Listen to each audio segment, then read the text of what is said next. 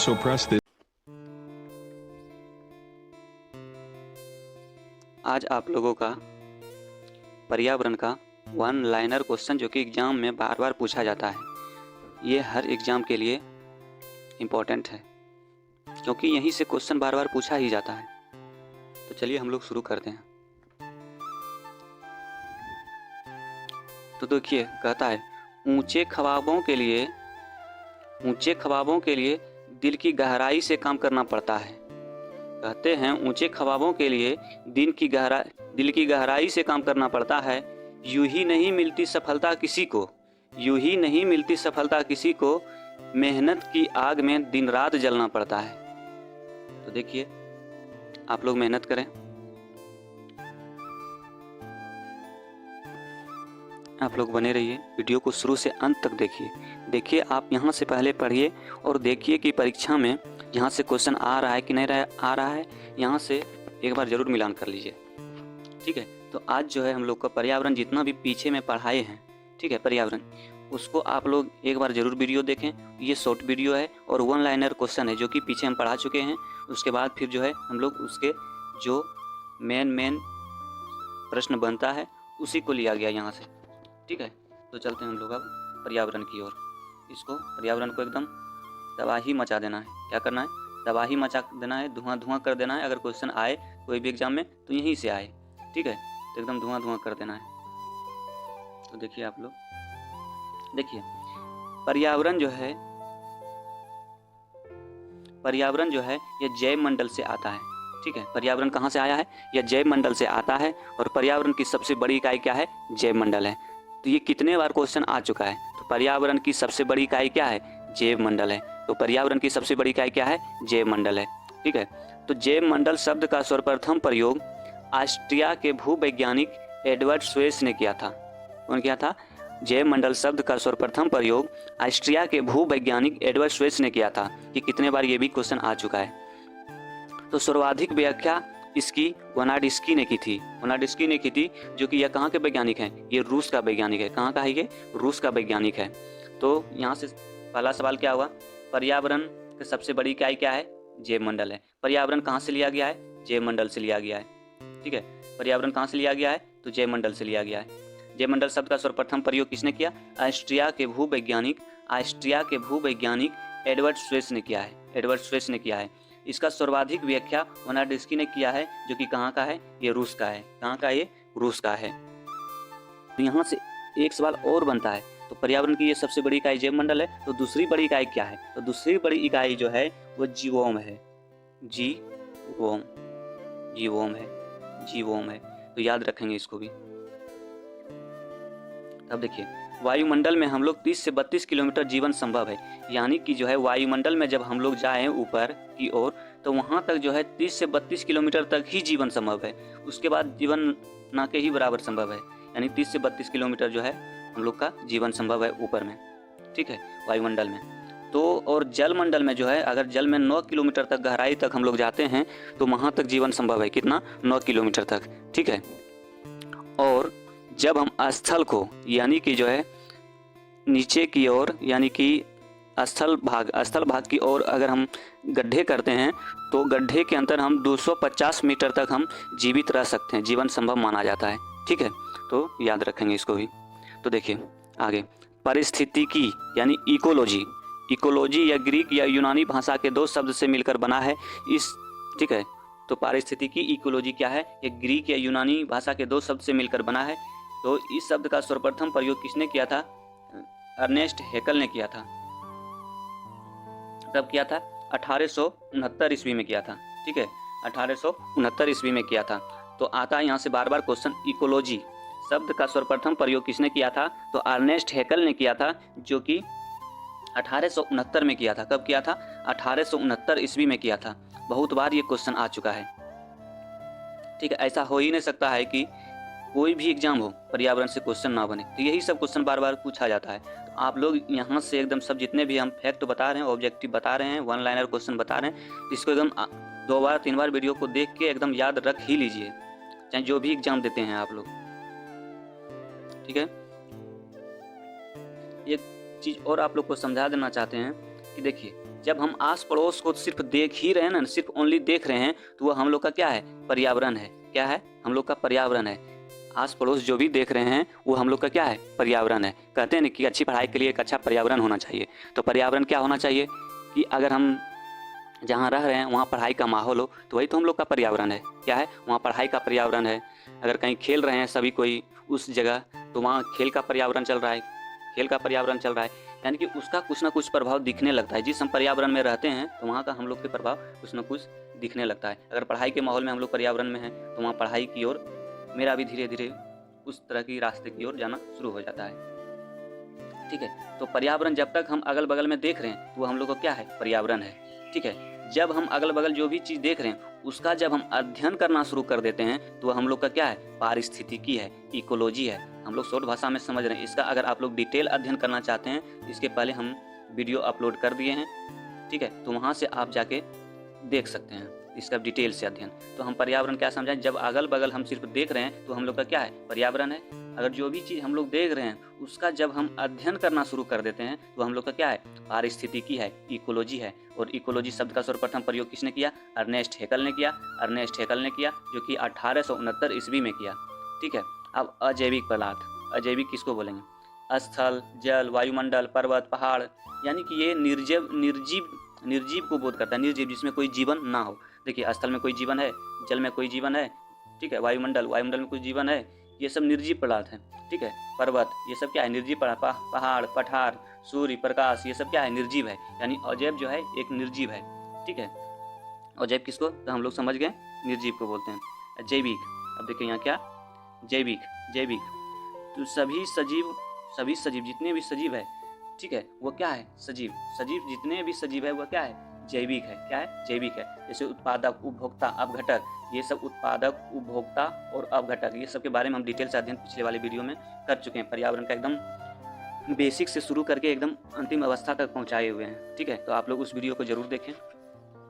तो देखिए आप आगे यहाँ से, ऊर्जा का प्राथमिक स्रोत क्या है, सूर्य है। ऊर्जा का प्राथमिक स्रोत सूर्य है। पता नहीं ये क्वेश्चन में क्या है, जो कि ये क्वेश्चन को बार बार पूछा जाता है। ठीक है, ऊर्जा का प्राथमिक स्रोत किसे माना जाता है, सूर्य को माना जाता है। ठीक है, पारिस्थितिकी तंत्र, इकोसिस्टम। ठीक है, इकोसिस्टम शब्द को किसने दिया था, इकोसिस्टम शब्द का सर्वप्रथम प्रयोग एजी टांसले ने दिया था। कौन, एजी टांसले। ठीक है, एजी टांसले ने दिया था। इकोसिस्टम शब्द का सर्वप्रथम प्रयोग एजी टांसले ने दिया था। कब दिया था, 1935 में दिया था। 1935 में दिया था। तो देखिए ट्रिक वाइज यहाँ से आप लोग हमेशा कंफ्यूजन करते हैं। कहाँ से, पारिस्थितिकी शब्द का सर्वप्रथम प्रयोग किसने किया और इकोसिस्टम शब्द का सर्वप्रथम प्रयोग किसने किया। इकोसिस्टम यानी कि पारिस्थितिकी तंत्र। ठीक है, इकोसिस्टम यानी कि इकोसिस्टम का मतलब क्या हुआ, ये पारिस्थितिकी तंत्र। इकोसिस्टम मतलब पारिस्थितिकी तंत्र, हिंदी में पारितंत्र। ठीक है, तो और यहाँ है क्या, पारिस्थितिकी, यहाँ क्या है, पारिस्थितिकी। तो इकोलॉजी शब्द का सर्वप्रथम प्रयोग किसने किया था, अर्नेस्ट हेकल ने किया था। तो आप यहाँ तो याद तो कर लेते हैं, लेकिन दोनों में कन्फ्यूजन होते हैं। तो आज के बाद यहाँ से कन्फ्यूजन क्या, खत्म। देखिए कैसे, अब देखिए कोई भी चीज़ भाई इकोसिस्टम है, सिस्टम में लाने के लिए थोड़ा भाई टेंशन होता है। क्रम वाइज अगर कर रहे हैं, सो कोई भी चीज़ को क्रम वाइज कर रहे हैं, सिस्टम में लाने के लिए क्या होता है, टेंशन होता है, थोड़ा सा टेंशन होता है, माइंड पे जोर पड़ता है। इसलिए इकोसिस्टम शब्द का सर्वप्रथम प्रयोग किसने किया था, टांसले ने किया था। यानी टांसले से, टेंशन से टांसले, इकोसिस्टम से, यानी कि इकोसिस्टम में लाने के लिए हम लोग को क्या होता है, टेंशन होता है। टेंशन के लिए क्या, टांसले। ठीक है, टांसले। ठीक है, 1935 ईस्वी में किया था। तो इस तरह से जोड़ के याद रखें आप लोग, जिस तरह से बताएं उस तरह से, कभी कन्फ्यूजन नहीं। ये क्वेश्चन ये दोनों बार बार पूछा जाता है, हमेशा पूछा जाता है क्वेश्चन। ठीक है, तो याद रखेंगे। तो आज हम लोग जो है पर्यावरण का तबाही मचा रहे हैं। जो भी क्वेश्चन आएगा यहीं से आएगा। ठीक है, तो आप लोग याद रखें, या जितने भी एग्जाम हो, आज के समय में ऐसा ट्रेंडिंग चल रहा है कि जो है कि अगर पर्यावरण से क्वेश्चन आ रहा है तो यहीं से आ रहा है क्वेश्चन। आप मिला के भी देख लीजिए, अगर प्रीवियस ईयर है, चाहे टीचर हो, चाहे बीपीएससी हो, कुछ भी हो, यहाँ से क्वेश्चन बन रहा है। तो आप लोग देखते रहिए यहाँ से। ठीक है, तो हम लोग क्या, पारिस्थितिकी तंत्र को भी देख लिए। ठीक है, पारिस्थितिकी तंत्र को भी देख लिए। इकोसिस्टम के लिए क्या होगा, सिस्टम में लाने के लिए क्या होगा, हम लोग को टेंशन होने लगता है, भाई इसको सिस्टम में कैसे लाया जाए, तो टेंशन होता है। टेंशन से क्या हो गया, टांसले हो गया, एजी टांसले। तो इकोसिस्टम शब्द का सर्वप्रथम किसने किया, तो एजे टांसले ने किया। कब किया, 1935 ईस्वी में किया। हम लोग को याद हो गया। अब देखिए पर्यावरण संरक्षण अधिनियम 1986, ठीक है, ये पर्यावरण संरक्षण के लिए एक अधिनियम आया था, कब आया था? 1986। ये भी कितने बार क्वेश्चन आ चुका है, ठीक है। तो विश्व पर्यावरण दिवस जो है कब मनाया जाता है? 5 जून को मनाया जाता है। विश्व पर्यावरण दिवस 5 जून को मनाया जाता है, ठीक है। ये जो अधिनियम देखिए कैसे, ये अधिनियम जो है कैसे जो है लागू होता है। तो 1984 में जो है, 1984 में जो है दिसंबर 3 या 4 दिसंबर 1984 को क्या हुआ था? भोपाल गैस त्रासदी हुआ था। क्या हुआ था? भोपाल गैस त्रासदी हुआ था। कब हुआ? 2 या 3 दिसंबर को, 2 से यानी कि 2 रात से यानी 3 या 2 या 3 दिसंबर, कभी कभी 3 दिसंबर देता है, कभी 2 दिसंबर देता है, ये यही देता है, ठीक है। 2 या 3 दिसंबर को रात में, ठीक है, भोपाल गैस त्रासदी हुआ था। क्या हुआ था? भोपाल गैस त्रासदी हुआ था, यानी कि वहाँ पे जो है एक फैक्ट्री था यूनाइटेड कार्बाइड का, जो कि वहाँ से क्या हुआ था? MIC gas, methyl isocyanide gas का रिसाव हो गया था। ये जो है राजीव गांधी का कार्यकाल चल रहा था उस टाइम। किसका? राजीव गांधी का कार्यकाल चल रहा था। उस टाइम जब रिसाव हुआ था, प्रदूषण काफ़ी मात्रा में फैल गया था पर्यावरण का, ठीक है। जब फैल गया था तो फिर ये 84 तो खत्म हो गया, 85 जेते जेते फिर 86 में जो है हम लोग का पर्यावरण संरक्षण अधिनियम आ गया। उसी को देखते हुए क्या आ गया? पर्यावरण संरक्षण अधिनियम आ गया। तो पर्यावरण संरक्षण अधिनियम कैसे आया? 1984 में MIC गैस का रिसाव हुआ था। MIC गैस का रिसाव हुआ था 1984 में। इसको मिथाइल आइसोसाइनाइड गैस बोलते हैं, ठीक है। तो ये राजीव गांधी के कार्यकाल में हुआ था, ठीक है। तो इसी को देखते हुए पर्यावरण संरक्षण अधिनियम आया, ठीक है। यह 5 जून को क्या बोलते हैं? विश्व पर्यावरण दिवस मनाया जाता है। अब ये चीज़ देखिए यहाँ से एकदम फैक्ट इंपॉर्टेंट चीज़ देखिए यहाँ से क्या है, बिल्कुल याद रखें। ये कितने बार ये भी क्वेश्चन आ चुका है। तो पहला पर्यावरण जो है हम लोग का नीचे 5 जून को मनाया जाता है। ये कब से मनाया जाता है? पूरे विश्व भर में कहेगा, पूरे विश्व भर में 1974 से पर्यावरण दिवस मनाया जा रहा है। पर्यावरण दिवस मनाया जा रहा है। कब? 1974 से। 1973 में भी मनाया, लेकिन इसमें मात्र 2 संस्था ही मनाया गया था। 2 संस्था जो पर्यावरण से रिलेटेड काम कर रहे थे, सिर्फ जो है वही 2 संस्था ही जो है इसमें जो है पर्यावरण दिवस के रूप में मनाया। इसलिए जब भी पूछा जाता है, यही पूछा जाता है पूरे विश्व भर में पर्यावरण दिवस पहली बार कब मनाया गया। तो यहाँ से आंसर याद रखेंगे, 1974 में जो है पहली बार विश्व पर्यावरण दिवस मनाया गया पूरे विश्व भर में। तो ये आसानी से इसको याद रखेंगे, ठीक है। अब देखिए डिटेल से अध्ययन हम लोग जो है खाद्य श्रृंखला के बारे में भी अध्ययन कर लिए हैं।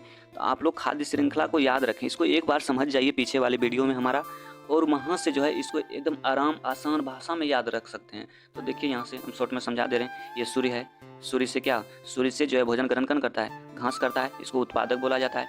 उत्पादक इसको जो खाता है यानी टिड्डा यानी प्राइमरी बोला जाता है। जो इसको खाता है इसको सेकेंडरी बोला जाता है। फिर इसको जो खाता है टर्सरी बोला जाता है। जो अंतिम में जो खाता है उसको जो है अंतिम उपभोक्ता बोलते हैं। इसका डिटेल से हम अध्ययन पीछे वाले वीडियो में कर लिए हैं, ठीक है। तो आप लोग वहाँ जाके देख सकते हैं, ठीक है। उसमें समझा दें उत्पादक क्या होता है, उपभोक्ता क्या होता है, प्राथमिक उपभोक्ता द्वितीय उपभोक्ता से किस प्रकार जुड़ा हुआ है। ये सब इसका हम डिटेल से अध्ययन कर चुके हैं पीछे वाली वीडियो में पर्यावरण का।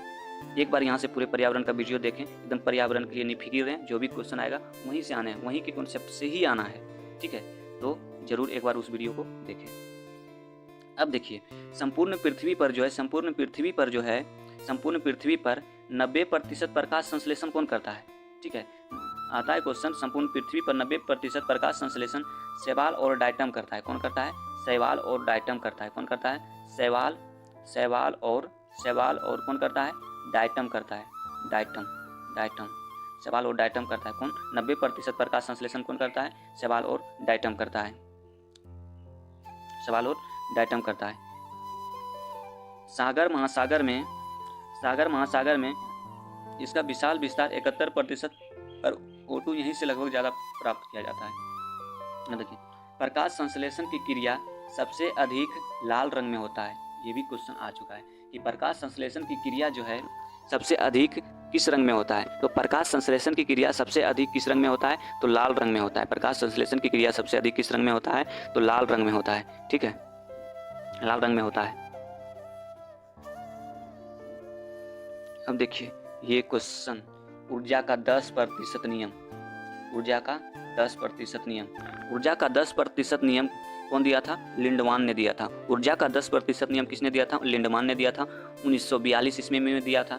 ठीक है, 1942 ईस्वी में दिया था। यह अमेरिका का क्या था? वैज्ञानिक था, अमेरिका का पारिस्थितिकविद था, जो कि अमेरिका का पारिस्थितिकविद था। इसका जन्म 1915 में हुआ था, यानी कि प्रथम विश्व युद्ध के समय हुआ था। प्रथम विश्व युद्ध कब हुआ था? 1914 से 18। तो 1914 से 18 उसी टाइम इसका जन्म हुआ था। ये जो है मात्र 27 वर्ष की उम्र में इसकी मृत्यु हो गया था, नहीं तो फिर ये बहुत कुछ ये कर दिया रहता पर्यावरण के बारे में। इसकी 27 वर्ष की उम्र में क्या हो गया? मृत्यु हो गया। ठीक है, तो ये याद रखेंगे। ये अब की बार भी दोहरा के क्वेश्चन बीपीएससी टीचर में पूछा गया था कि ऊर्जा का 10% नियम किसने दिया था? तो लिंडमान ने दिया था। और हो सकता है आगे समय कब दिया था ये भी बन जाए, और वह अमेरिका के वैज्ञानिक था एडवर्ड स्वेस। हम लोग देखिए एकदम इसका जिससे क्वेश्चन बन गया है उसका हम लोग डिटेल अध्ययन कर लेते हैं। ठीक है, तो जब भी बनाएगा तो उसी से बनाएगा। अब ये पूछा कल के दिन में उसका हो सकता है कोई वैज्ञानिक ने, वह कहाँ का वैज्ञानिक था, उसका जन्म कहाँ हुआ था, बस इतना तक ही जा सकता है। तो 10% ऊर्जा का नियम हम लोग पीछे वाले वीडियो में एकदम डिटेल से अध्ययन कर लिए हैं, तो उसको जरूर जाके देखें एक बार। ऐसे शॉर्ट में एक बार हम समझा दे रहे हैं। इसमें होता क्या है, 10% ऊर्जा के नियम में अगर आपके पास जो है, ठीक है, उत्पादक के पास 1000 कैलोरी ऊर्जा है, ठीक है, तो इसका जो अगर इसको जो खाएगा दूसरा व्यक्ति, इसका मात्र जो है क्या होगा? 10% ही जाएगा। ठीक है, इसका जो खाएगा, मान लीजिए इसका 10% कितना हुआ? 100 हो गया। फिर इसको जो व्यक्ति खाएगा, जो भी जीव खाएगा, उसका भी इसका 10% इसके पास आएगा। यही 10% ऊर्जा का नियम है। तो आगे पीछे वाले वीडियो में आराम से उसको देख सकते हैं और अध्ययन कर सकते हैं एकदम डिटेल से। ठीक है, तो यहाँ से क्वेश्चन क्या क्या बनता है कि 10% ऊर्जा का नियम किसने दिया था? लिंडमान ने दिया था। 10% ऊर्जा का नियम किसने दिया था? लिंडमान ने दिया था। कब दिया था? 1942 में दिया था, और यह अमेरिका के वैज्ञानिक था। इसका जन्म 1915 ईस्वी में हुआ था। इसकी मृत्यु 27 वर्ष की अवस्था में ही हो गया था। ठीक है, अब देखिए हम लोग का जैव आवर्धन है, यहाँ से भी क्वेश्चन पूछा गया है। जैव आवर्धन, देखिए बहुत ऐसे स्टूडेंट होंगे जो कि ये सब का नाम पहली बार सुनते होंगे। इसी को बोला जाता है बायोमैग्निफिकेशन। क्या बोला जाता है? बायोमैग्निफिकेशन। यही सबसे क्वेश्चन बन रहा है बार बार। अगर कोई भी कॉम्पिटेटिव एग्जाम दीजिए 4 से 5 क्वेश्चन रहता ही रहता है। ठीक है, इसलिए पर्यावरण को डिटेल से अध्ययन कर लीजिए। क्या लगता है 5 दिन 10 दिन में अध्ययन करना है? अगर वह 5 क्वेश्चन बन जा रहा है कॉम्पिटेटिव एग्जाम में तो बहुत बड़ी बात है। ठीक है, तो देखिए जैव आवर्धन, इसमें क्या होता है? प्रदूषण, एक जीव दूसरे जीव को खाता है तो अगर प्रदूषण वो स्थानांतरित किया जाता है। ठीक है, तो हम छोटी सी भाषा में समझा रहे हैं। ठीक है, और जो है अगर डिटेल अध्ययन करना चाहते हैं तो पीछे वाले वीडियो में बार बार बोल रहे हैं, जाके अध्ययन जरूर करें। तो देखिए यहाँ ये हम लोग का पौधा है। ठीक है, पौधा में अगर 1 ग्राम डीडीटी का उपयोग करते हैं, डीडीटी का, तो मान के चलिए टिड्ढा जो है क्या करता है, इसको 5 पत्ता खालता है, इसके 5 ग्राम डीडीटी आएगा। 1 ग्राम यहाँ इसके पौधे पर छिड़के थे, अगर टिड्ढा 5 को खा गया तो इसके 5 ग्राम डीडीटी इसके पास हो गया। वहाँ डीडीटी क्या है? डीडीटी है ये, डीडीटी यह जो है पौधा सब में अगर कीड़ा मकोड़ा लग रहा है तो उसको मारने की दवा है। क्या है? दवा है। ठीक है, कीटनाशक है। क्या है? कीटनाशक है। तो इसके पास कितना, अगर ये पौधा के 5 पत्ता को खा गया तो इसके 5 ग्राम इसके पत्ता पे छिड़के हैं। पौधा पे जो है 5 ग्राम डीडीटी हम जो है इस पे 1 ग्राम डीडीटी छिड़के हैं सभी पत्ता पे।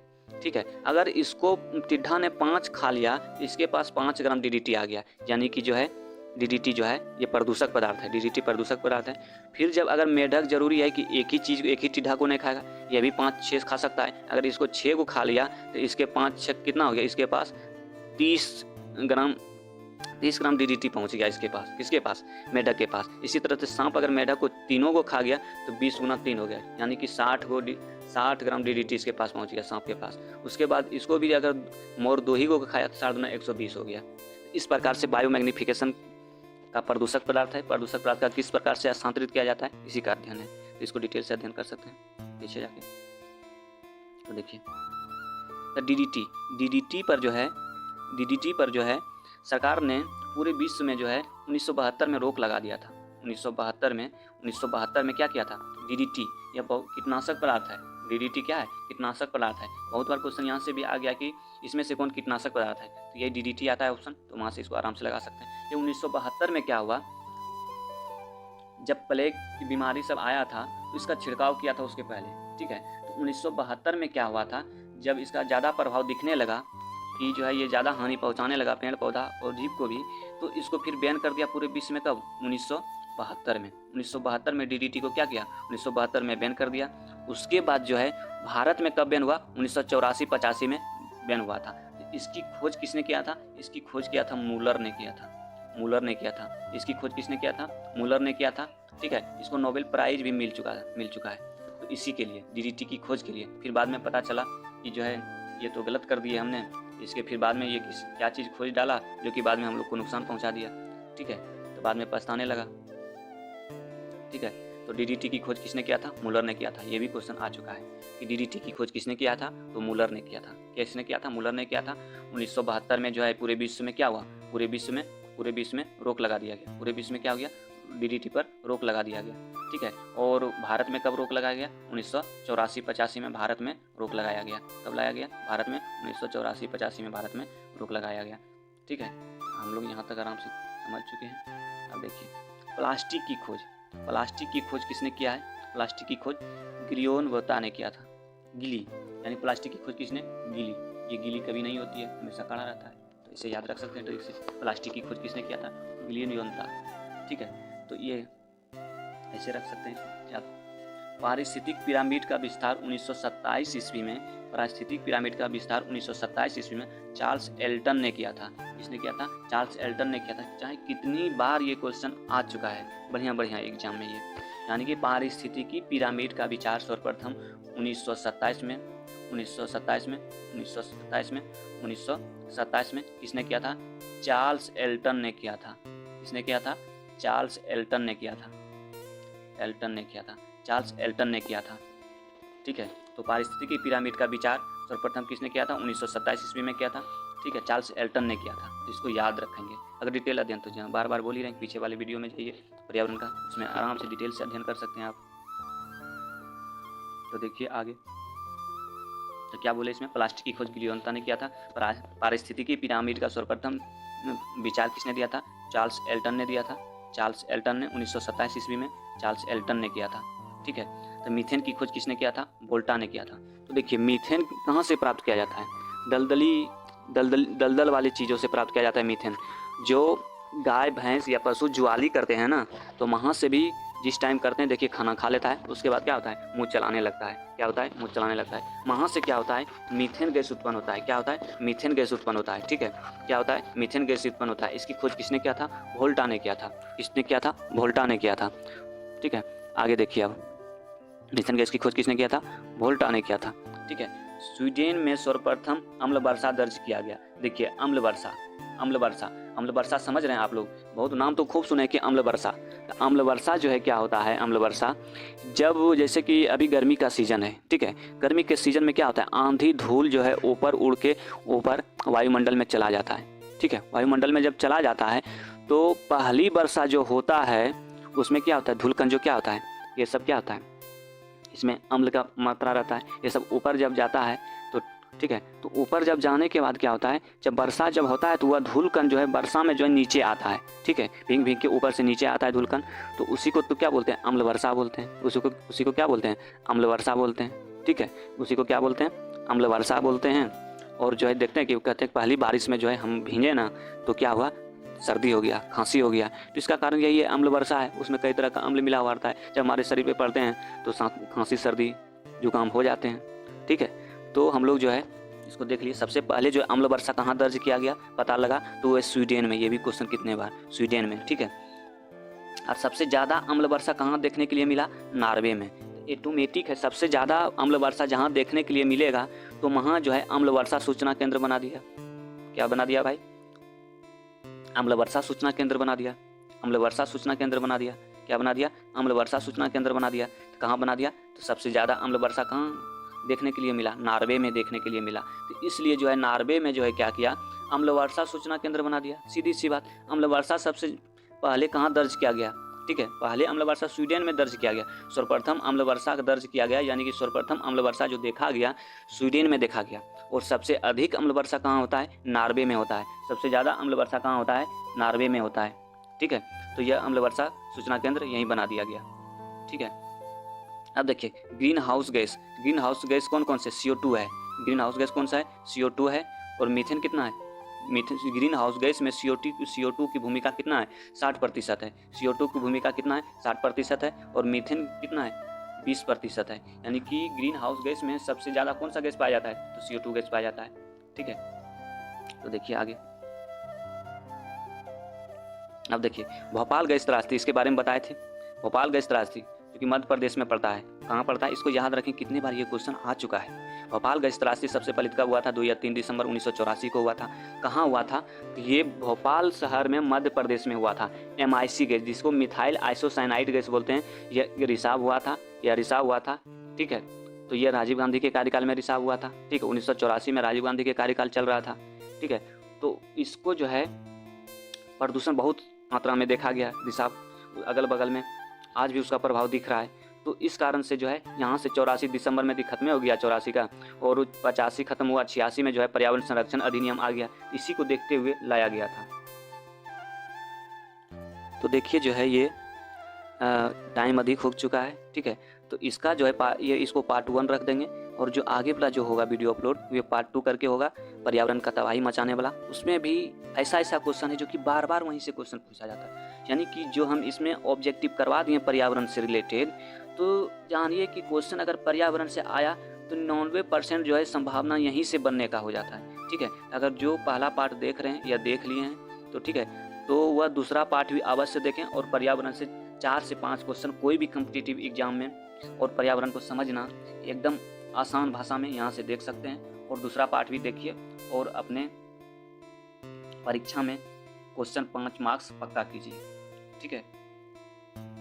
तो जय हिंद, जय भारत। अगले वीडियो में फिर मिलते हैं।